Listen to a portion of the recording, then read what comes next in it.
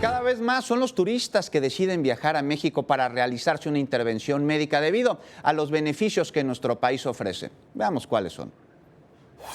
México es uno de los países que mayor número de turistas recibe al año. Al cierre del 2016, 35 millones de turistas llegaron a nuestro país. ¿Pero qué hay del turismo médico? Y es que ciudadanos norteamericanos, canadienses, latinos, europeos y asiáticos deciden viajar a México para poder atenderse médicamente. Dicha migración se debe a una razón muy importante.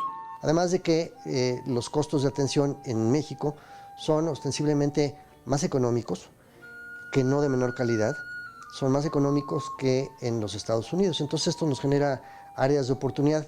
Nuevo León, Jalisco, Quintana Roo, Baja California, León, Querétaro y en especial la capital del país son las ciudades que mayor número de turismo médico registra. Además de contar con ello, pues la conectividad de la ciudad hacia los principales aeropuertos del mundo.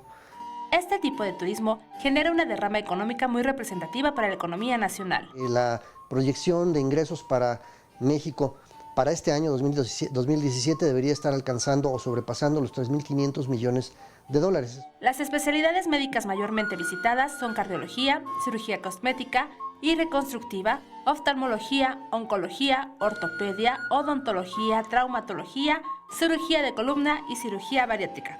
La Secretaría de Salud cuenta con certificaciones de calidad para garantizar que los servicios médicos serán realizados con un alto nivel de calidad.